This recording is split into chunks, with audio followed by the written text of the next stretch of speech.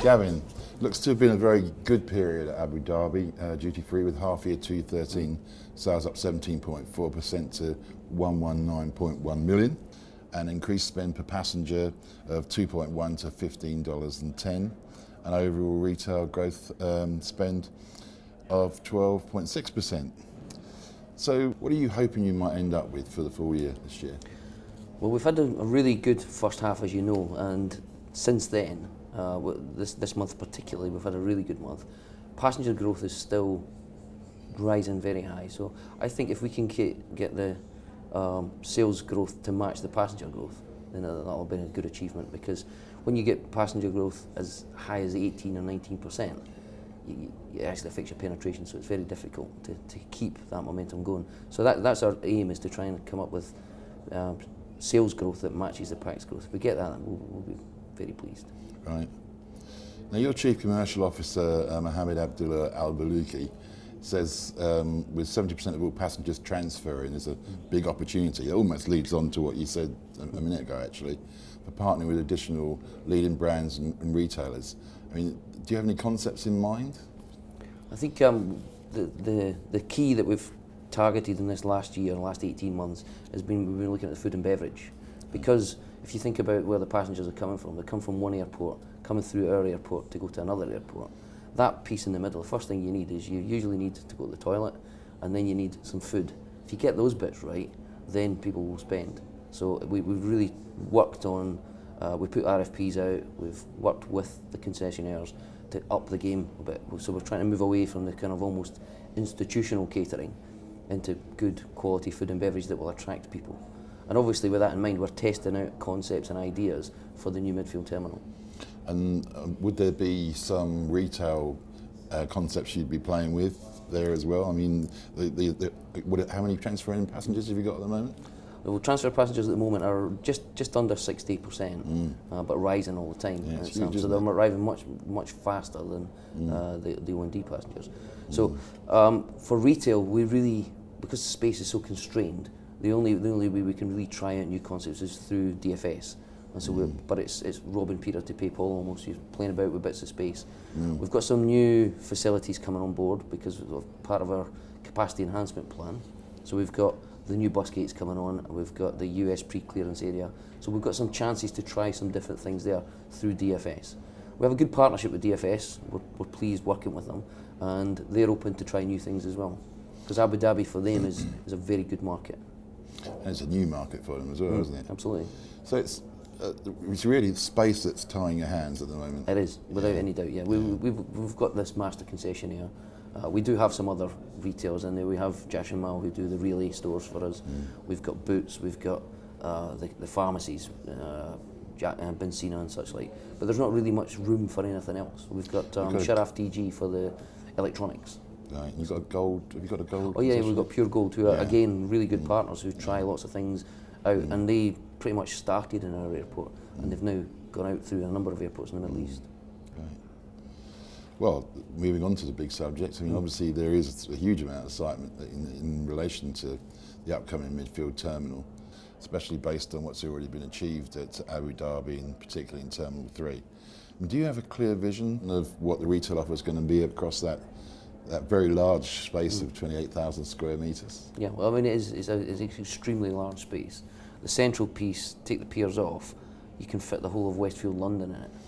But beyond that, it's even more difficult because it's the height is 52 metres high. So you've got this huge volume to fill. So you can fit the whole of the Olympic Stadium in right the way to the top, and it still fits under the roof. So it's going to be a difficult space. So what we've done is we've got. You're not planning on doing that, are you? No. Okay. There'll be no room for any shops if we have the Olympic Stadium there. So we decided not to, because somebody said, why don't we use that for the World Cup instead of Qatar? But we won't do that. So we've got at the moment 2 sets of design consultants working in parallel to come up with a plan, because we're against the clock. Obviously, the building's coming out of the ground.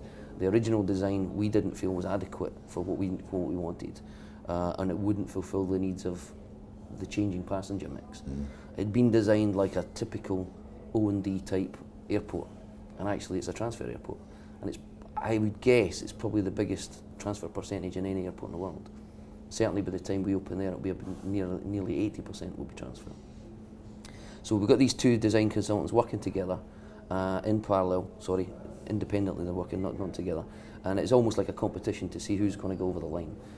Somewhere around about December, we should sit with them and start to make a decision which one we're going with. But we've given them the brief right the way to the end of February. By the end of February, we'll have detailed design, because we'll have chosen which one. And then we can go to the market in April. So we'll start with the big tenders, duty-free, the big food and beverage stuff, and then we'll start to phase them throughout the year. I mean, one of the interesting developments we've seen with airports that are very heavily driven by transfer traffic has been using certain types of retail concepts to try and persuade a passenger to make this or that airport their airport of choice for transfer. Absolutely. Do you think that might come into your equation without talking? Definitely, without giving anything away, it's definitely in the design briefs.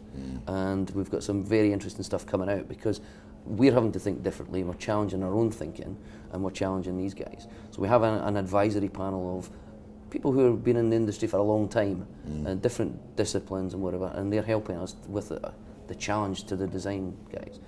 The two design teams are very well known in the airport industry as well. So we think we've got the right brain power around the table, obviously myself excluded, but we've got the reasonable brain power around the table now, and we are challenging, and the thinking that's coming out it's almost sparking, listening to some of the people around the table. So it's good, it's interesting, and we are looking at ways of capturing the imagination of the people through the retail and the food and beverage, not just the building. Because the worry is that people are so overawed by this building that they don't do anything else except walk around and look at the ceiling. I mean, one of the interesting aspects is that the spending power at the two different ends of your customers is very different, isn't it? Absolutely. I mean, without wishing to be in any way disrespectful, do you feel that maybe you could in future make perhaps a more interesting offer for people at the very low end? I think we took a strategic decision because of space constraints that we wanted to go deal with the high end of the market, luxury end, because we were thinking O&D and it fits with the local population. That's worked very well for us. You can see the results. We're doing very well. So, but a strategic choice at the time. When we go to Midfield Terminal, we will have more time, more space, and I keep going on that you've got a normal distribution of passengers. You've got high end, you've got middle, whatever. And you're right, we don't really deal with the middle bit at all. We're very good at the top. I think DFS are superb at the top. I think they're reasonably good in certain terminals, Terminal 2 and Terminal 1A, at dealing with the low end. But the rest of the terminals, we're not so good at that. But the middle chunk is the big bit, that's the big opportunity for us. And that's where we can start to zone things in midfield. And I mean, potentially a lot of revenue. Absolutely. So I think the opportunity is there. We at the moment, I think we're punching above our weight for the size of airport we are. But I think there's much more there to be had. And I just look at penetration around the world. Penetration in duty-free hasn't changed in about 20 years. It's about 15 to 20% for your IDPs. And I'm looking at that thinking, if there's only 1 in 5 people that are actually going in and buying, there's 80% opportunity still to be played with. Exactly. And I think if we can just slice that up a little bit more and a little bit more. I can remember years and years ago we said in World Duty Free, if we added 1% onto the penetration, we added 17 million to the bottom line. That was a long time ago, but but that number sticks, because you think to yourself, you just move that lever a little bit, then you can make a lot more revenue. So that's obviously the opportunity for us. Not easy though, is it? No, it's not. Well, it hasn't moved in 20 years, so why would I think that we'll be any better? But I think it's because we're trying to target the different passenger groups. Well, you're not doing too bad at the moment. I mean, last year's duty-free sales turnover was obviously a record plus 24 to 220 million. And DFS has obviously signed a new 5-year contract last January. I mean, how important is this new rebranding, would you say, of Abu Dhabi as an umbrella organisation? Abu Dhabi Duty Free is our chance to start marketing Abu Dhabi. We don't want to take away from the brands. So DFS is still DFS, but it sits under this hierarchy. If you look at the way we've signed the airport, you've got the category with our Abu Dhabi Duty Free logo. So you've got news and magazines on Abu Dhabi Duty Free. You've got restaurants. Underneath that, you've got McDonald's. You've got Relay. You've got DFS. So we're not taking away from that. We're just putting a hierarchy in there. Because if you think about most of our customers, they're coming from one airport to this and going somewhere else. They're not coming into Abu Dhabi. And a lot of the brands that they'll see, they may not recognise. So will they know what Sharaf DG is, but they know what electronics is. And then they can go and see Sharaf DG. But putting the whole thing under an umbrella, one umbrella, allows us to do marketing promotions and whatever. For us, the airport operator, to actually get our hands dirty and start helping these guys to improve the sales. So that's the plan, and it's to help us to start playing around with marketing promotions and campaigns, etc., to try and improve penetration all the way through till we get to midfield. Pretty exciting times then. It is. Oh, there's so much going on. It's unbelievable. It's great though. Thank you, Gavin. Thanks very much indeed for your time. Thank you. Appreciate it.